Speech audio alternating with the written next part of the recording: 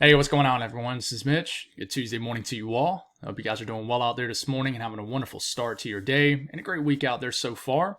Here to bring you all the latest information that we have this morning on soon-to-be Tropical Storm Helene. By the time some of you folks watch this video, this will be Tropical Storm Helene.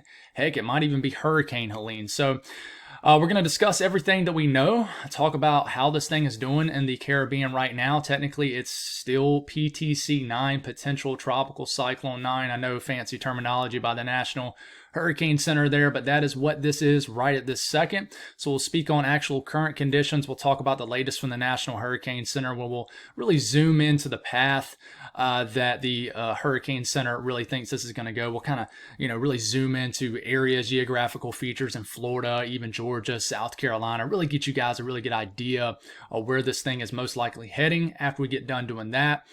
We'll speak on model guidance. We'll talk about the global models, GFS, ICON. We'll talk about all the hurricane models from overnight. So we'll speak on the environment like sea surface temperatures, the upper wind pattern that does support this soon-to-be hurricane to reach, maybe one of those higher end scenarios, maybe a category 4, heck, maybe even a low end category 5 hurricane. I think that is certainly on the table. Not trying to freak anybody out, because peak intensity right now is still 115 mile per hour major category 3 hurricane. So we're not forecasting a category 4 or 5, but I think that is a possibility here. And then we'll talk about impacts. We'll get much more detailed in this video on impacts than we did the last couple videos, so stay tuned for that. We'll really zoom into certain areas, and we'll probably butcher a few names in Florida while we're at it. After we get done doing all that, we will talk about what's going to happen weather-wise across the entire lower 48 for your Tuesday. We'll never leave you hanging there. So if you guys have not subscribed, certainly consider doing that. Like the video if you like it, and if anybody has anything that I can pray about or pray over, please put it in the comments below.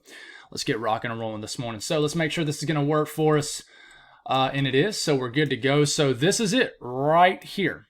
Okay, this big blob of color you see on your screen right here in the middle of your screen, the Western Caribbean. You're seeing the reds, you're seeing the blacks, even kind of the splashes of white and even pink here. This indicates colder cloud tops, which means we have tall updrafts, deep convection. These updrafts are soaring up higher up in the atmosphere. The higher up you get, the colder it gets. And this is indicated by the colors here. The actual low-level circulation, if there really is one, we'll find out later this morning if there is a defined low-level circulation. It's probably right into here. I'm not going to really draw a circle, but you can tell this system is kind of getting whiplashed a little bit by the shear from what was Hurricane John that made landfall earlier this morning. I mean, this thing went all the way to a category 3 hurricane. It kind of blew the forecast out the water, and it definitely exceeded expectations as far as strength and really caught some people off guard over here in Mexico. And that happens. It happened last year too on the Pacific side of Mexico. So hope you guys are faring well over there. But kind of the outflow from this system is actually affecting PTC 9 right now, soon to be Tropical Storm Helene. And you can notice it here because let's get all this back off your screen. This entire area right here is really the west side of the system. This is the east side of the system. Kind of right in between these two circles I drew is probably somewhere where the actual central low pressure is. And you can tell that the convection is just having a hard time sustaining itself, I think just because of a little bit of a westerly flow aloft hitting the system. So that's something to watch. Regardless, John is weakening, so we're not going to get as much outflow from this system. So I actually think that this could more so affect the track than the ultimate strength of this system. It actually could continue to shift the track maybe a little east. Does this actually make landfall on the western tip of Cuba? It's possible. So that is what's going on right now.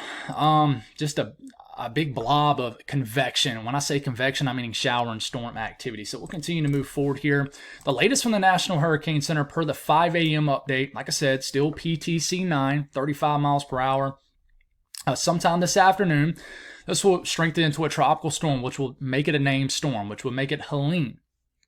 If you tuned in last night's video, we thought this was going to become Helene last night. It did not. Still just a little unorganized, having a hard time getting together, and still PTC 9. Sometime, 2 a.m. Wednesday, tonight, 60 mile per hour tropical storm. By the time we get into tomorrow afternoon, 2 p.m. Wednesday afternoon, category 1, 75 mile per hour storm. Let's start to zoom in a little bit here.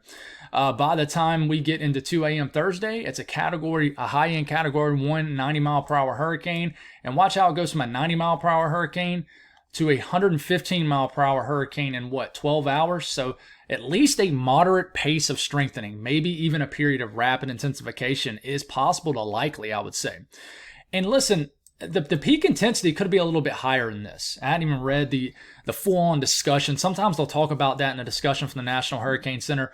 But as far as this map, 115 mile per hour Category 3 major hurricane is the peak intensity sometime Thursday afternoon. But this could continue to strengthen for several hours before making landfall, probably sometime Thursday p.m., Thursday night, right at sunset, along the Big Bend of Florida here. It could make landfall more so in the Panhandle, maybe kind of the west coast of Florida here, closer to Tampa. It's very possible. We'll start to name some town names. I'll probably butcher a few somewhere along the line, especially when we're talking about impacts. But listen, southern Georgia, Valdosta, I always get confused how to pronounce that. I should know that because I'm from the South. I'm South Carolina. I'm sure some people will correct me there. But Albany up to Macon could get significant impacts from this system. But just a note, guys, the eastern side of this system and the northern side will be the highest impact area. So just because Columbia, Florence, Charlotte, Hickory, even Augusta is barely in the cone, just because you guys aren't in the cone does not mean you're not going to get impacts. I think you'll get significant impacts. In fact, I think schools will get canceled certainly Thursday across Georgia, but even into Friday, I think we'll have what we call an e-learning day. If you got kids, you're familiar with that. That's kind of a new thing on the block over the last few years, especially since COVID. But the actual center of this system, I mean, it's still a tropical storm 2 a.m. Friday in southern Georgia. Still a tropical storm riding all the way up through North Georgia. This will bring significant impacts to the mountains of North Carolina, North Georgia, and Tennessee. And I think this will it'll weaken pretty rapidly is what I meant to say as it starts to get into the Ohio Valley and things like that. So more of the traditional look from the National Hurricane Center that you're probably more so used to seeing. The S stands for tropical storm, H hurricane, M stands for major hurricane, 2 p.m. Thursday. Of course, you got the hurricane watches in pink, tropical storm watches in the yellow here, still with tropical storm sometime 2 a.m. Friday. Okay, a little bit of zoomed in look here at the watches and warnings. They use a little bit of a different color code here on Pivotal Weather, but you see this kind of almost purplish pink color right here with these counties in Florida. This is where you have hurricane watches. And I mean, these hurricane watches are extended off the coastline too. We got hurricane watches in Tampa. We got them all the way up to Big Bend, all the way into portions of the Panhandle. What do you call it? The Forgotten Coast right here in this region. I'm starting to learn some of the geographical features in Florida, but it's funny, and I'm not going to stay on this long, but some people only consider this portion of Florida the Big Bend, and some people consider this entire area the Big Bend of Florida. I always thought it was the entire area right in here. So, if I mess that up sometimes for you Floridians, please don't down on me too much, trying my best here. But flood watches do extend all the way into southern Georgia, even into portions of Alabama. I expect this to get extended pretty far north here in the coming hours. Tropical storm watches are in this kind of muted red color. I mean, they'd extend all the way down the west coast of Florida, all the way over to Orlando.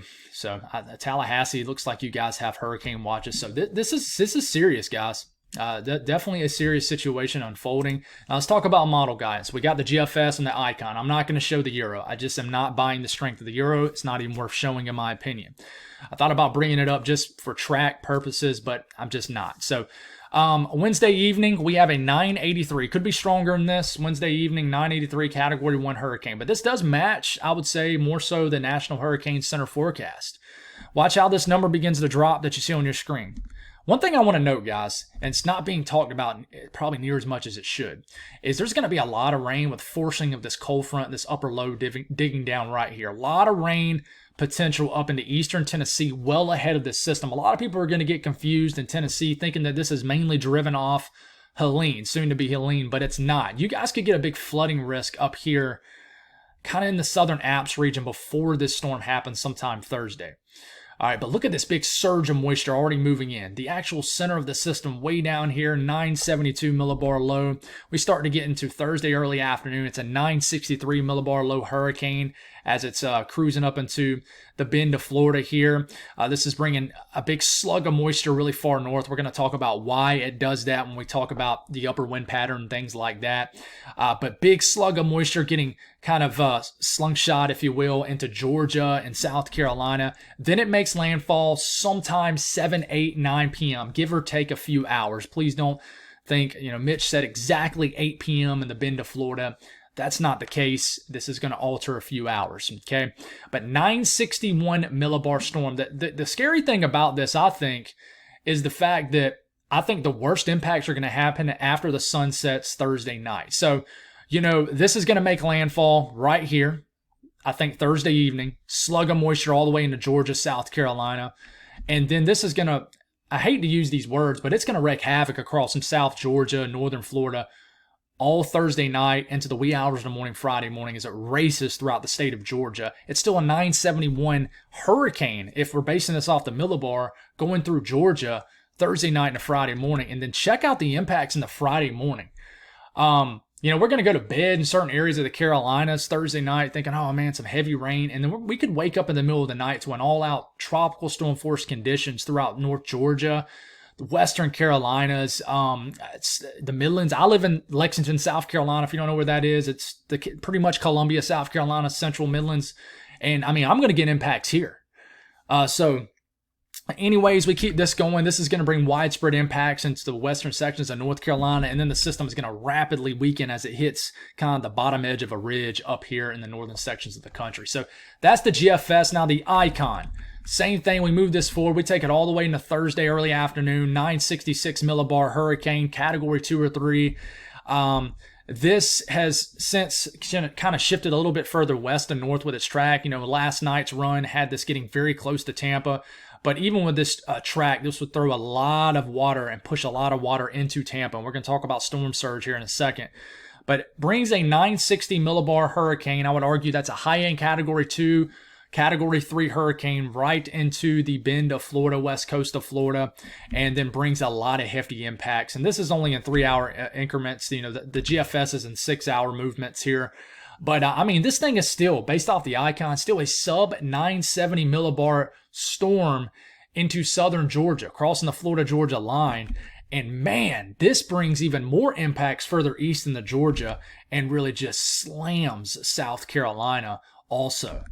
The two states, I'll be honest, the two states I'm most concerned about inland-wise is Georgia and South Carolina.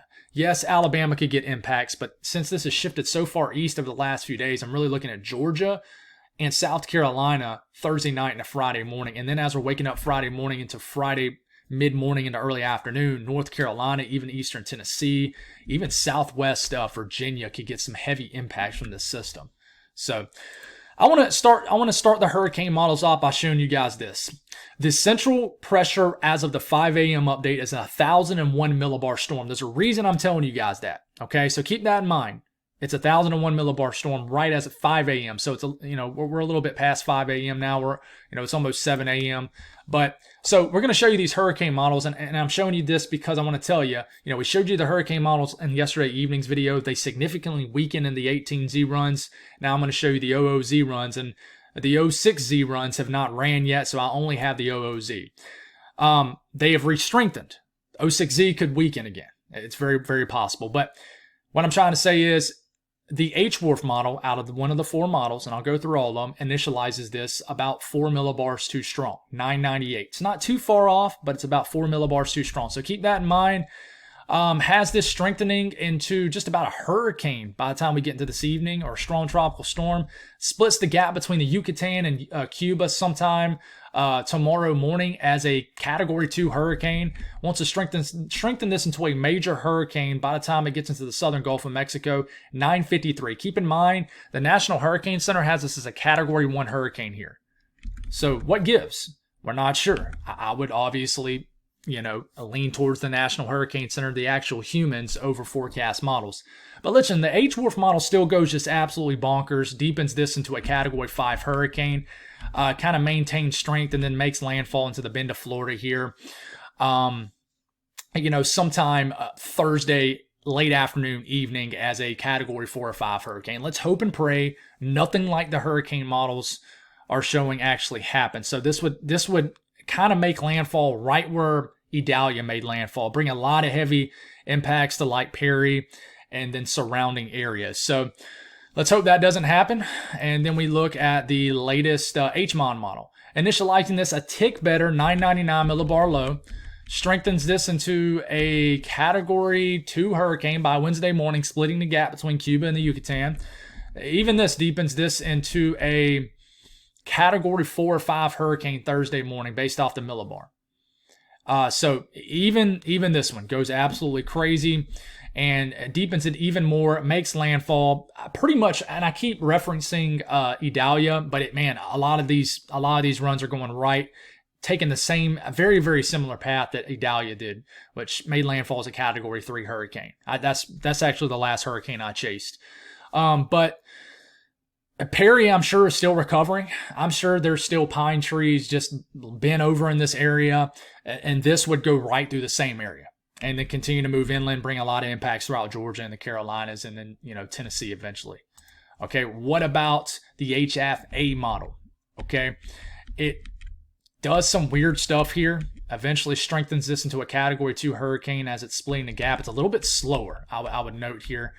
And it strengthens this into a 950 millibar major hurricane Thursday morning, and then makes landfall a little bit later. It's just a little bit slower as around a Category 4 hurricane or so, high end 3, right into the same areas the other two models are showing, right into this bend section of Florida. Kind of Perry is an area I keep watching here.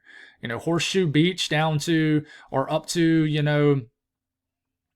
I don't know. You can sit here and say Crawfordville, just the whole entire bend area right here, right between this area. Perry is obviously the place we keep kind of going back to. Now we look at the next model here. We continue to keep this going. Now the HFB model just does some weird stuff here. Still about a Category 2 hurricane sometime Wednesday afternoon. And we start to move this into Thursday morning. It's a major hurricane, 939. And then it kind of takes the same timeline as the HFA model, makes a landfall as a major hurricane. Category 4, close to a 5 hurricane, brings hefty impacts throughout Georgia all Thursday night and Friday morning, South Carolina. So, that's the hurricane models. Now, I do want to show you and we're going to have to kind of look at this on the fly here because it was having a hard time earlier. And we're going to look at, I have no idea why this is so small, but we'll just keep it like this. No point in trying to fix everything here. We'll look at the latest GEFS ensemble guidance from the 06Z, and it's really just zooming into areas of the Panhandle, Forgotten Coast area, all the way to the bend of Florida. It really likes this area right here, right now. You got some all the way down here to like the Steinhatchee area, and then you got some as far away as almost Panama City.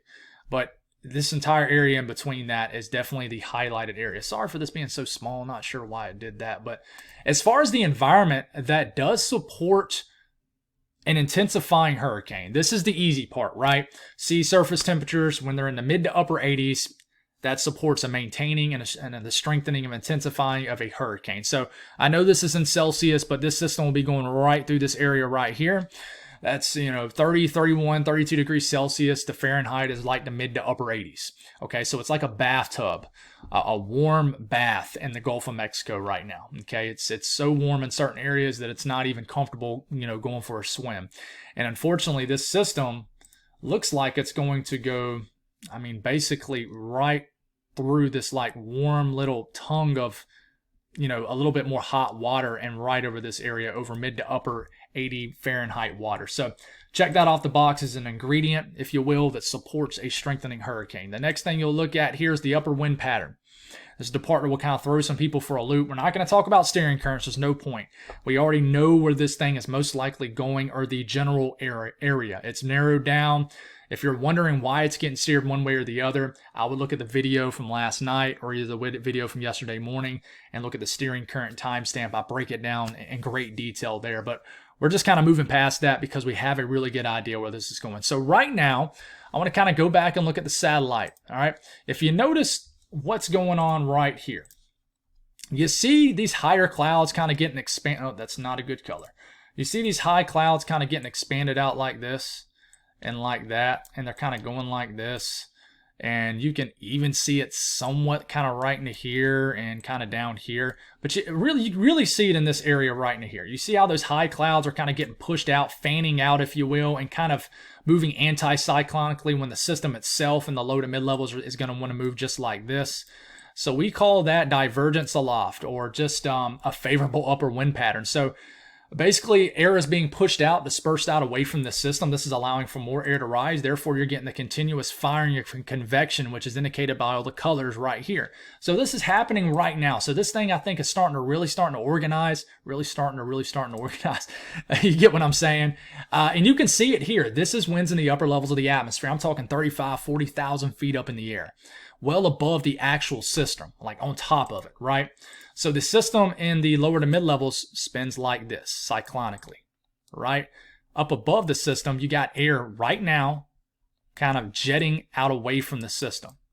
It's being pushed out away. It's fanning out even down here, over here. Now this system is kind of getting whiplashed a little bit by some westerly flow from the outflow from John. But, I think the only thing that's doing is kind of tampering down some convection on the west side.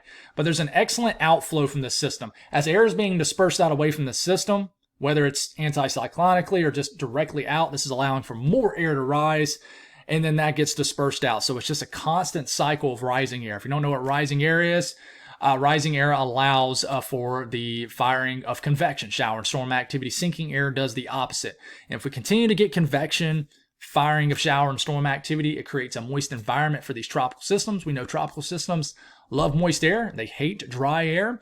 And if it forms a very moist environment, and then it has a chance to improve its structure. If it improves its structure, then it has a chance to rapidly intensify, unfortunately, which we hope does not happen. This thing is very broad, so it might struggle to do that. But this upper wind pattern continues to be favorable. As we move forward here, and, we get this into the eastern Gulf of Mexico, this is when this millibar will really have an opportunity to really drop, and this thing can bottom out and really strengthen. So right here, you see air is rapidly getting pushed out away from the system to the north. This is because of this jet streak brought to you by this upper trough digging down to the country, but air is rapidly getting pushed out away from this system. We got some westerly flow that's trying to hit the system, but it immediately jets off like that. And I think by the time that the system gets into the eastern Gulf of Mexico, I think it'll be so well put together that it's going to create such a moist environment that even a little bit of westerly shear trying to interfere with the flow of the system, I don't think that it's going to allow for dry air to get into the system. I could be wrong, could be completely wrong. But you see how so much air is being dispersed in these arrows I drew? This is going to allow for a big slingshot of moisture into the southeast, well ahead of this system. Just an environment that supports a ton of rain is what I'm trying to say, a ton of moist air. So this system is just basically going to get what we call a jet boost by the jet. And it is going to try to rapidly intensify in the eastern Gulf of Mexico for at least a period. Okay, and you can really see the moist air. Green's obviously moist air, brown's dry air. You can see when it gets right here. You see what I'm talking about, how the moisture gets kind of slung northward right into this area into the southeast. Okay, and you see how the dry air's trying to catch up with this system, trying to wrap into it. But you see the actual kind of cocoon area of moist air around the actual center of low pressure, the eye of the hurricane.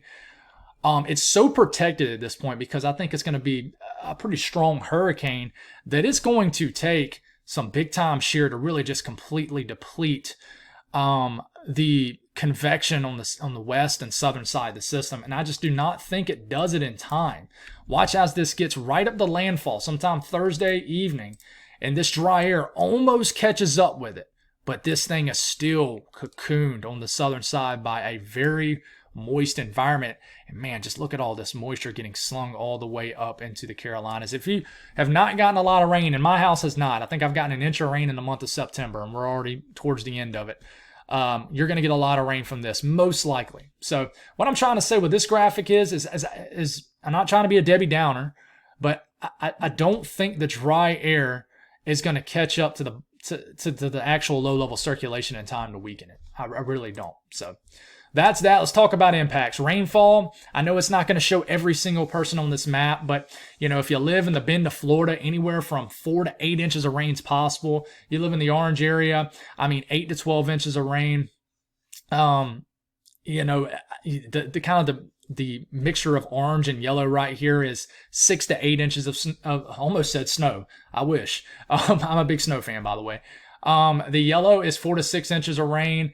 And, up here in the mountains of Georgia, upstate of South Carolina, western North Carolina, all the way into the southern Cumberland Plateau, mountains of Tennessee. Could get an enhancement of rain because of this front, upslope flow, the lift, and just could get a lot of rain. I'm really worried about some of these areas like, around Hendersonville, Asheville, just the foothills of South Carolina, North Carolina could get an enhancement of rain. But this will be moving so fast in this area, I don't think we're going to get widespread 1.5 to 2 feet of rain. This is not going to be a slow moving system, hurricane. The chances of excessive rainfall in the red area, you have a 40% chance of rainfall exceeding flash flood guidance within 25 miles in a given location. So we don't have any high risk right now. The yellow is a 15% risk of that, but this is the excessive rainfall outlook. Storm surge. See if we have any changes from this. We do not. So this is where I'm going to butcher some names here, but basically the bend of Florida going down to the southern bend of Florida or the west coast of Florida, whatever y'all want to call it, 10 to 15 feet of storm surge is now forecast. This is getting into that catastrophic level. I actually looked up how to sound out this right here, but I've already forgot. It happens all the time. I think they say you got to say something 7 times before you memorize it or have a chance to. That doesn't work in my brain. I think it's Okalachny. No, I'm just not even going to try. But basically from here to here, Chassahowaska. And I'm sorry to laugh. I know this is a serious situation, but for people who've been tuning in for a while, you guys know that I absolutely butcher names. I do my best to try to be different than other channels and really just mention a lot of different areas. That's why my videos are 30 to 45 minutes long. But I hope that, you folks in Florida can forgive me. But yeah, this area right here, the bend of Florida, 10 to 15 feet of storm surge. You start to get into Tampa Bay. 5 to 8 feet of storm surge is possible with this. The system's going to be moving right through here. And of course, you're going to be on this, like, for example, the system's going to be moving right in here, right? Okay, so the flow around the system's going like this. Okay, so this is pushing up water against these areas. That's why you even got 3 to 5 feet of storm surge all the way down here. Okay, and of course, a lot of rain is going to get shoved into the kind of the armpit right here of Florida. Serious situation, guys. It really is. So storm surge, this could increase. And I really think that storm surge is going to be a much bigger deal because of the largeness of this hurricane. This is going to be a pretty large hurricane, not one of those tight kind of Hurricane Andrew type hurricanes that was really itty bitty but packed one heck of a punch. This will be a large hurricane. So that's that. As far as winds, the chances to see 40-mile-per-hour winds are higher, as all the way up to like 80 to 90, pretty much 100%, all the way to the Panhandle, to the bend of Florida, even the west coast of Florida, Tampa Bay. You even got 50, 60, 70% chance to see winds exceeding 40 miles per hour or higher. This is even extending all the way into Georgia now. And heck, you even look at the chances to see hurricane force wind gusts. This, I don't even like looking at this much because this only goes out just a few days. But this just increases so much. We're going to get hurricane force conditions, 74 miles per hour or higher in the coastal regions, no doubt about it. So the timeline to see tropical storm force wind gusts, here it is on your screen. By the time, we get into tomorrow evening of Florida, southern tip of Florida, we'll start to see tropical storm force wind gusts with these gusty outer bands on the east side of the system. By the time we get into Thursday morning, we're already seeing it in North Florida. And then Thursday night, we could already be seeing it up in Georgia easily and into South Carolina. So just a little bit of zoomed in look at some of these winds. This is just model output, not a forecast. This is the latest from the GFS. Has the core of this system moving right into like Cedar Key. Cedar Key up to Steinhatchee, all the way to Perry would have the most highest winds with this. But this is wind gusts. Look at Tampa right here, the St. Petersburg, Clearwater area, just north of it. You guys are getting lashed really hard into this region up. What interstate is that? That's 19, I believe. 19, Highway 19. I would see big time impacts from this. And 80, 90, 100 mile per hour wind gusts. The thing that's just wild about this is how compact this wind field will be as it even gets into Georgia. Look at Georgia here. 80, 90 mile per hour wind gusts are possible in the southeast Georgia if the GFS is correct. Now, if we look at the actual National Weather Service forecast, come on, you're going to work for me here. This does go all the way out to only Thursday evening, so it stops right here. But if you take, and look at these little loop-de-loops, if you take a closer look to here, and you look at the graphic down here, this is where, and this is potential wind gust. It's saying the potential is there for, man, that's crazy. 115 to 130 mile per hour wind gusts right here into this coastal region. And what area is that? Let's see. That's right near Steinhatchee, up the coastline a little bit more into these areas. So right into the bend of Florida. Okay, and this only goes out to Thursday evening. Even looking a little bit, further, for example, further up the road here, Georgia and the Carolinas. We'll go back to the GFS here. All right, let's see. GFS. Look at these winds through the Carolinas, folks. I mean, it wants to bring 60 to 70, 75. It wants to bring hurricane force wind gusts all the way up to Columbia, South Carolina. Full-fledged tropical storm force conditions into Friday morning for the western and central Carolinas.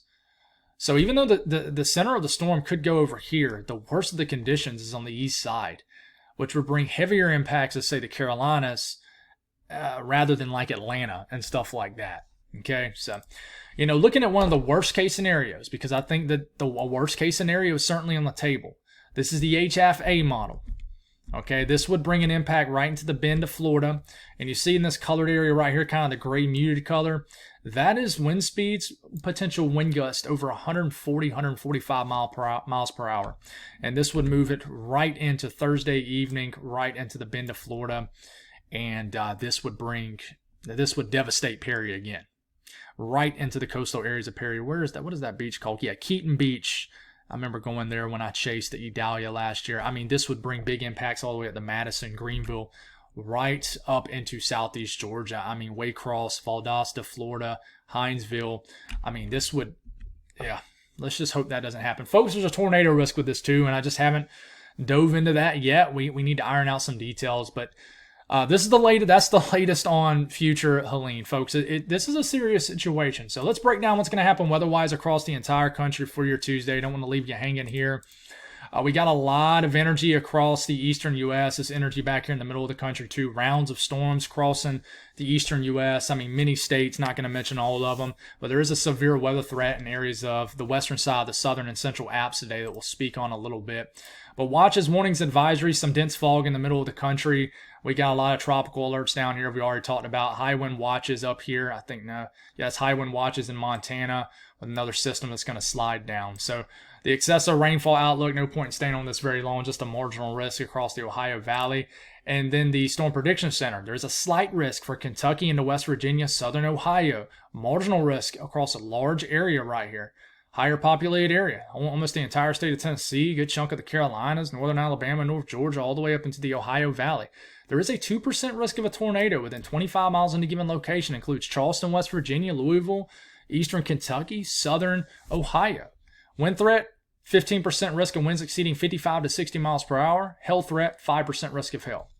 All right, southeast today, a lot of shower and storm activity across Tennessee, North Carolina, Virginia, the southern apps. This is where your severe weather will be. We'll start to get a little bit of uptick in moisture in the southern half of Florida, but today will not be a very active day at all. That'll change once we get into tomorrow. Big push of moisture starts to move into your area. But a closer look at this area where I'm expecting some widespread strong to severe storms.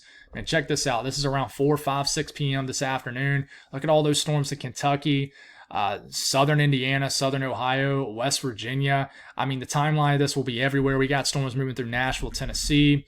A lot of storm action along the VA, NC, North Carolina border.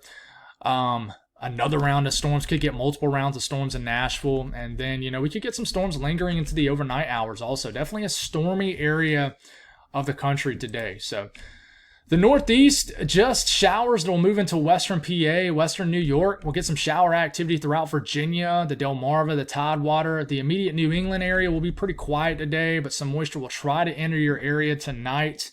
We'll get this push of moisture across the Delmarva area sometime this afternoon. Sometime late tonight into tomorrow morning. And then we'll wake up to some scattered rain showers across New England, even Ontario and Quebec. So the south central U.S., quieter day of weather. Not a whole lot going on. Some storms, downpours will pop off, probably just west of Houston. Some activity could get going this evening in Oklahoma, and then that could actually expand and get more widespread as it moves into northeast Texas. We could get some rain in northeast Texas, Dallas, Texarkana, southwest Arkansas a little bit later tonight. It's really into tomorrow morning. So we look up here in the north central U.S. A lot of rain is possible across lower Michigan. Some storms are possible from Milwaukee to Chicago. Earlier in the time frame today, some storms across northern Indiana. I think you're lacking thermodynamics, so just some small hail possible with these, and we'll get some storms that are possible in Detroit also. But the immediate north central U.S., it's pretty quiet weather. The western U.S., not a whole lot to speak on, guys. Pretty quiet weather. Windy conditions will develop in areas of Montana to probably tonight. So temperatures, I'll let y'all take a look at this. Warm and muggy across the south, a little bit cooler across the northern portion of the country. And in the western U.S., it's starting to warm up just about everywhere. So, sorry I've been zipping through the daily forecast. There's so much focusing on the tropics, not going to lie. I know my primary focus is on the tropics because we have a life-threatening storm on the way for Florida in the southeast. So, God bless all y'all. We'll do another video tonight. Folks, the video tonight will be late. It might not drop till like 9 o'clock. I have soccer tonight. This is the last Tuesday I have soccer. We have a game, 2 games, so the video will drop late tonight. So I probably will go live later this afternoon, just kind of talking to you about some things, and I'll mention that again. God bless all y'all. Have a wonderful day, and I'll talk to you again soon.